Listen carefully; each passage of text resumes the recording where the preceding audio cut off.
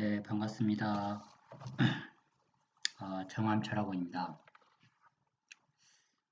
제가 이제 이번 시간에는 생명론으로 보는 사주라는 제목을 한번 달아봤습니다. 제가 이제 생명론, 기상론 이런 말을 저는 참 좋아하는데,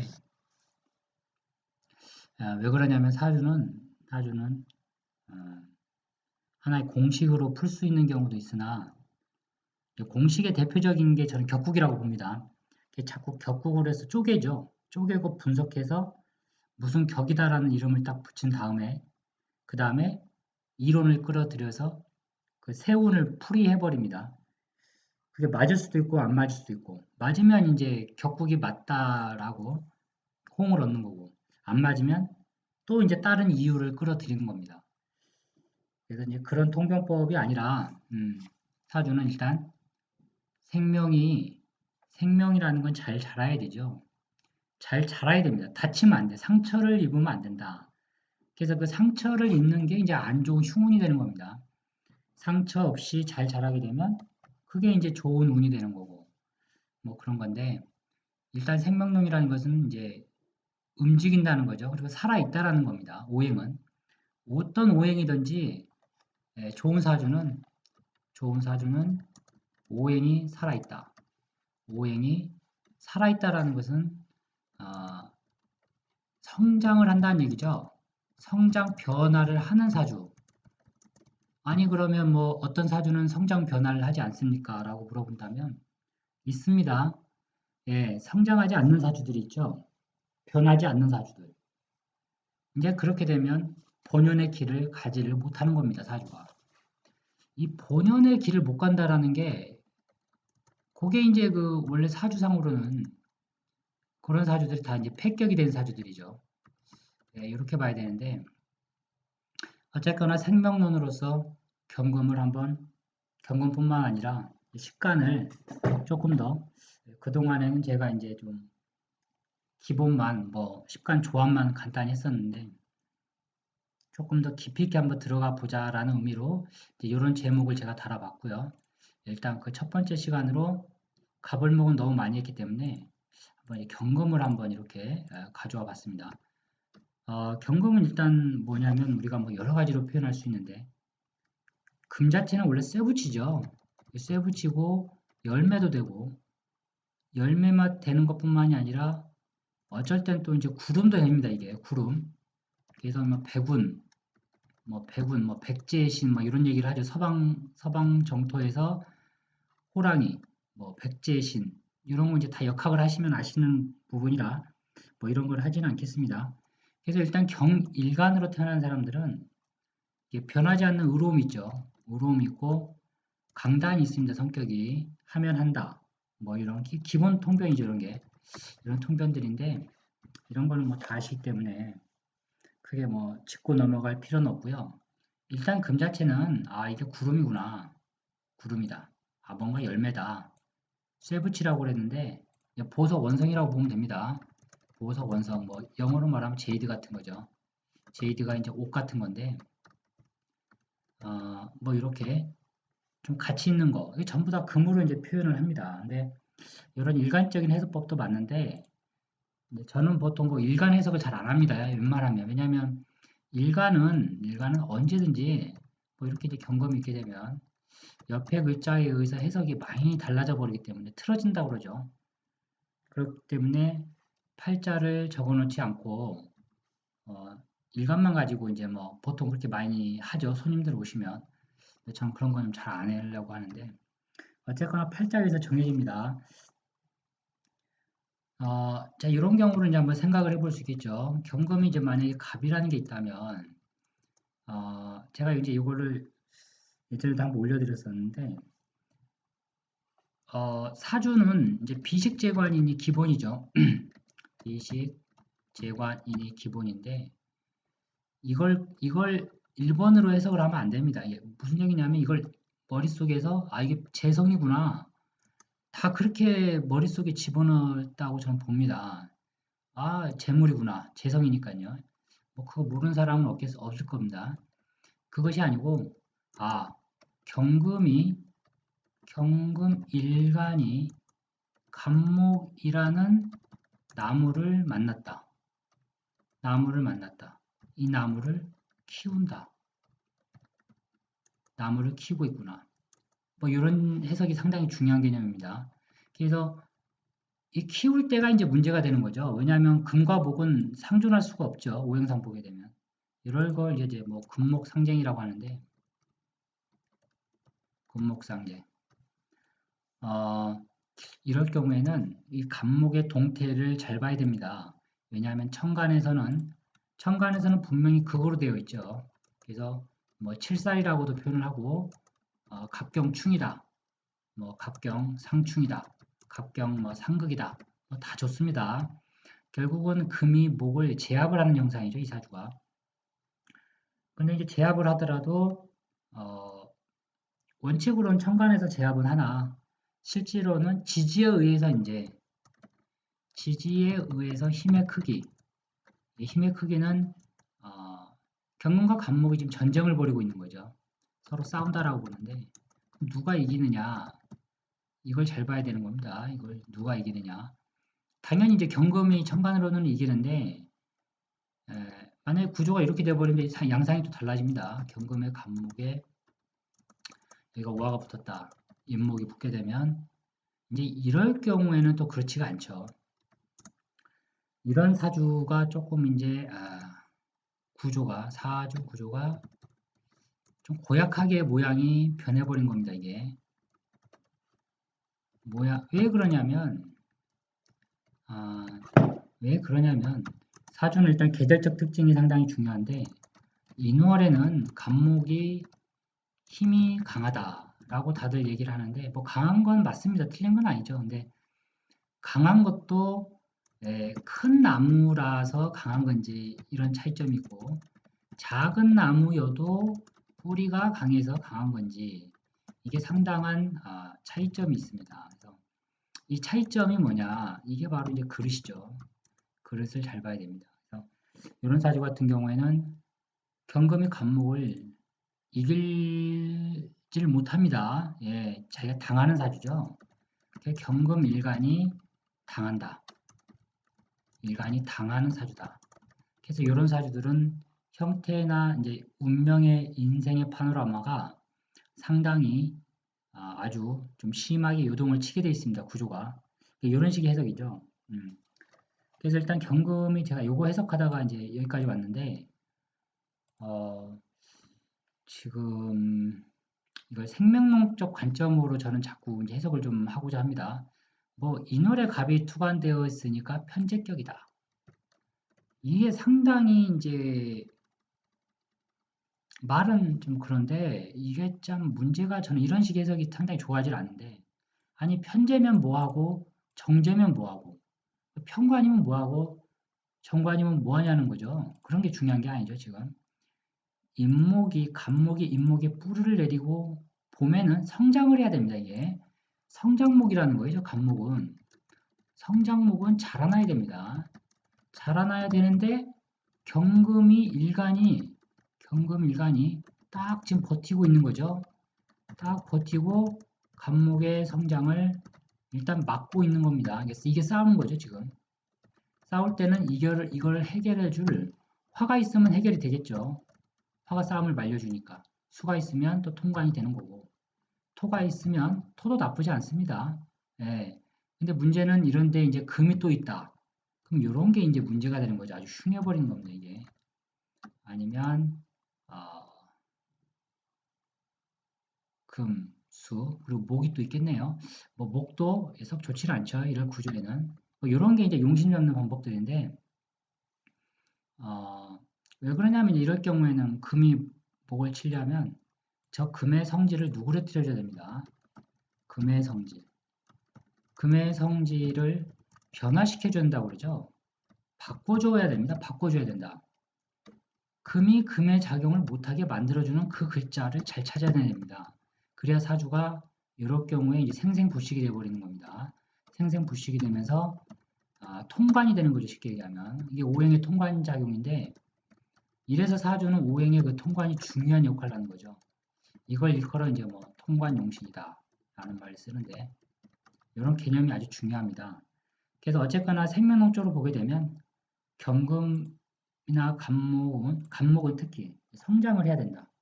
근데 이 목을 보게 되면 이 목을 간목이 성장을 저해시키는 어떻게 보면 일간 자체가 흉신이 돼버리는 겁니다. 이럴 때 이제 요거를 뭐 어떤 격국에서는 천전살이라고 그러나 이게 천전살, 지전살 뭐 이런 개념들을 또 쓰는데 목의 계절에 태어난 금일간 이걸 뭐 천전살이다 지전살이라고 하는데 뭐 그렇다고 해서 큰 문제가 있는 건 아닙니다. 이제 다른 제가 말씀드렸듯이 아, 이렇게 수가 있든가 금생수 수생모로 빠지겠죠. 아니면 화가 있든가 화가 있어서 간목의 식상인 화를 이용해서 경금을 제압시켜 버리게 되면 이 금목상쟁이 일어나지 않습니다. 뭐 이런 식의 이제 통경법이 중요한데 어쨌거나 경금인 간목을 보게 되면 간목은 재성이다 해서 돈이다 이 말도 틀린 얘기는 아닌데 나무 자체가 돈이다라는 개념을 항상 잡고 있어야 됩니다. 그냥 나무 자체가 무조건 돈이에요. 사주에서는. 아니 왜 나무가 돈이냐 이거죠. 만약에 물일간에서 나무면은 식상에 들어가거든요. 근데 식상은 왜 목이 돈이 될까? 나무는 자라면 가을이 되면 다 성장을 합니다. 이 성장한 나무를 가지고 목재도 만들고 그래서 시장에서 내다 파는 거죠.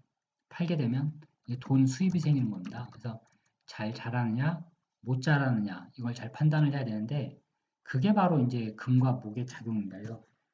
어쨌거나 육신상으로는 재성이지만 그렇다. 목을 보게 되면 경금은 간목을 자꾸 극을 하려는 성향이 있다라는 거죠.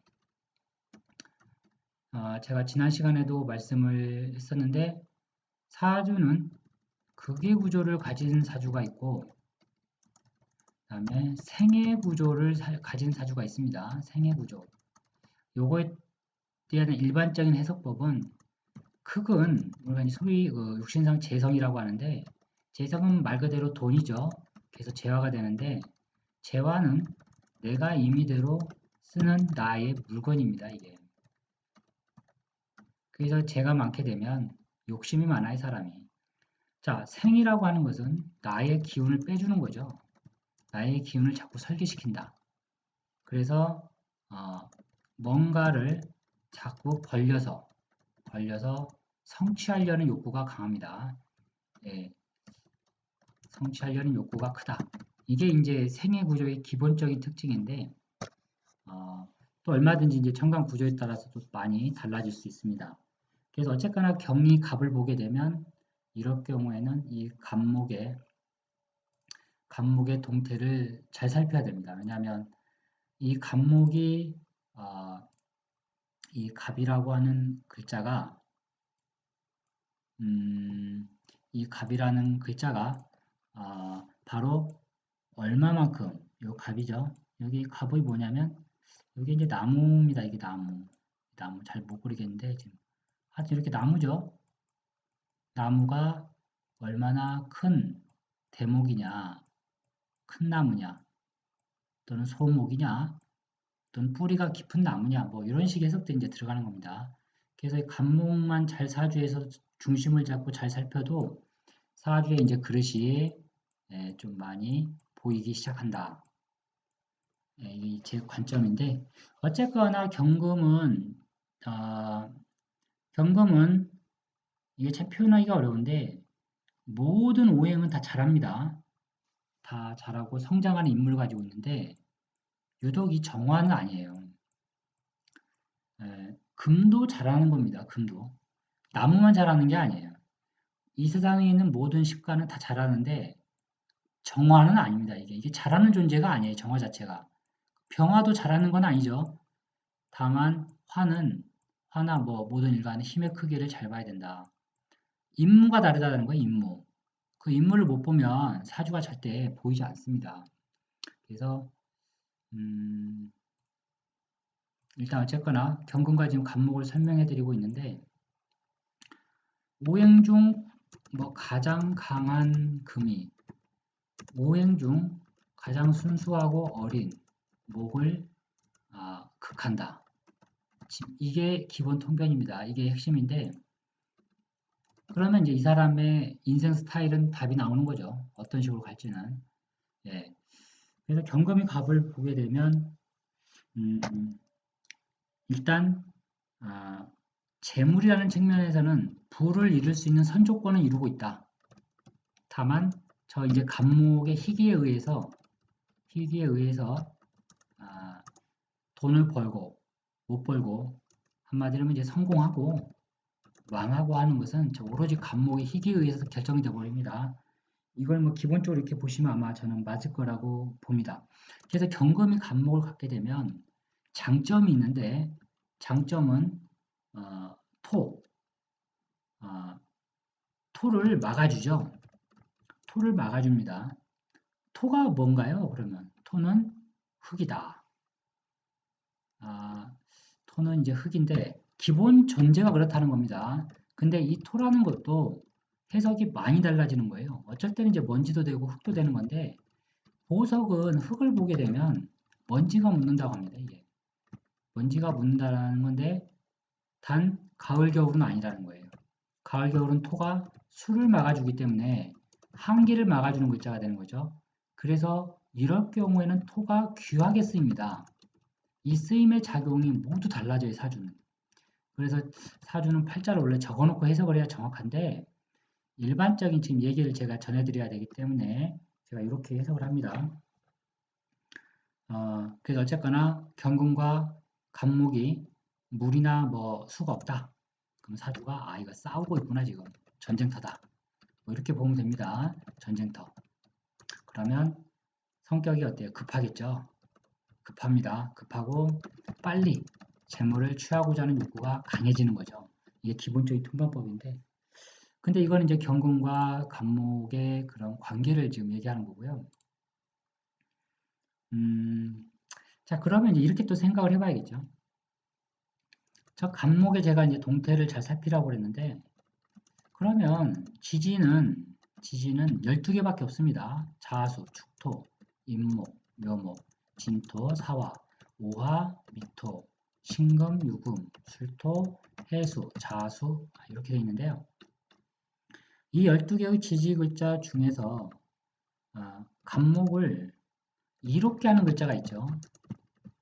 쉽게 얘기하면 이제 병이 되는 글자도 있습니다. 병이 되는 글자가 있게 되면 약이 되는 글자가 반드시 또 있어줘야 됩니다. 이게 이제 지지의 상호작용인데 자수가 들어오게 되면 자수는 물이기 때문에 수생목을 시킵니다. 문제가 없다. 축토도 토니까 뿌리를 내리면 됩니다. 임목도 갑의 뿌리가 되는 거죠. 묘목도 뿌리다. 뿌리인데 이거는 이제 원래 넝쿨이라고 그래가지고 주변 글자를 좀 살펴야 됩니다. 진토도 괜찮다. 진토는 목토이기 때문에 또 뿌리를 내리죠. 사화가 오게 되면 사화는 여기 좀 문제인데 사화가 오게 되면 사화는 사중에 병화와 경금이 같이 존재합니다. 그래서 일단 경금이 있기 때문에 경금, 쇠나 이런 좀 자갈 같은 게 있다고 보시는 게 맞아요. 오화는 불이 들어있죠. 지금 정화가 들어있기 때문에 갑목이 뿌리 내리는 땅이 아닙니다. 그리고 오화는 미토도 마찬가지죠. 토는 토지만 요즘에는 정화가 살아있기 때문에 물이 없어요. 나무는 물이 없으면 성장이 안 됩니다. 그게 기본 개념이죠. 물이 없는 글자를 가진 지지. 이게 되면 나무는 성장목이 아니다라는 걸 알고 있어야 돼요. 신금이나 유금, 신중에는 임수가 있으나 역시 경금이 봉기이기 때문에 또한 돌이다. 유금도 돌이다. 술토도 토는 토나 물이 없다. 해수는 물속에 있는 나무다. 물은 물이다라는 거죠. 그래서 뭐 자수, 축토, 임목, 진토까지는 괜찮고 해수도 크게 문제는 없다. 나머지 글자는 대체적으로 나무의 성장을 방해시키는 글자들입니다.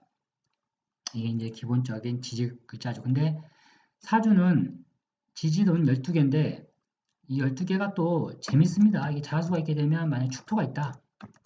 이렇게 돼도 성장이 잘 될 거냐는 거죠. 이런 구조를 갖췄을 경우에 그리고 여기가 미토인데 이거 뭐 진토가 있다.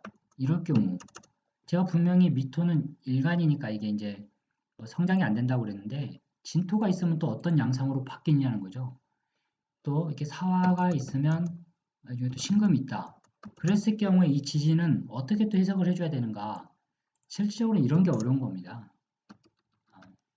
왜냐하면 지지는 전부 조합이거든요. 이게 조합으로 이루어진 게 바로 사주입니다. 이게 그래서 사주는 적어놓고 해석을 하지 않게 되면 뜬구름 잡는 해석밖에 절대 안 나옵니다.